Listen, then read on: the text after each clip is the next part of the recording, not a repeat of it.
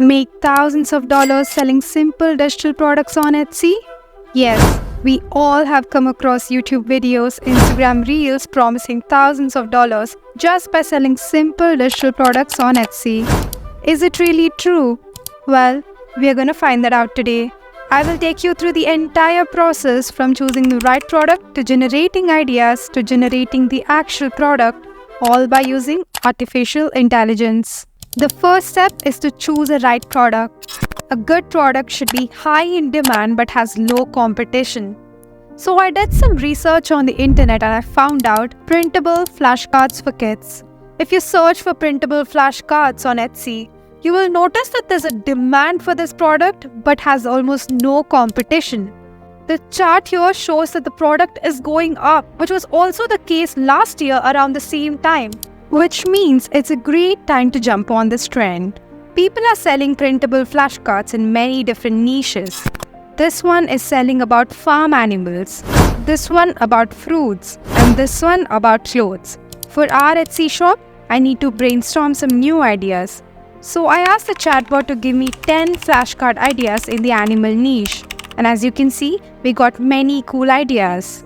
I really like the baby animals one since we saw on Etsy that similar listings are doing great. Now, you need to copy the one you like and paste it into the chat. And here are the 10 flashcard ideas that we can create. Okay, now it's time to create the final product, and to do that, we need illustrations. I'm going to use Midjourney AI. In my opinion, Midjourney AI is by far the best AI art generator in terms of image quality and customization options. First, we need to write the prompt. I personally like to split the prompt into 3 sections: subject, style, and customization. So based on our ChatGPT answer, the first illustration would be a calf. I would like to also include the adult animal with it. So in this case, the prompt subject would be an elephant with a calf. As for design style, I'm going to choose Disney cartoon style as it works best with the kids. You can also use other styles such as hand-drawn style or oil painting style and more. Now for customization, I'm going to go with the white background as I plan on removing the background later. That's it. Our prompt is now ready, and here's how the image turned out using Midjourney. Now all you need to do is repeat the process until you finish all illustrations. Once you're done, you can start designing the flashcard on Canva. Canva has a tool to help you design printable flashcards for free. Head to Google and search for Canva Flashcard Maker.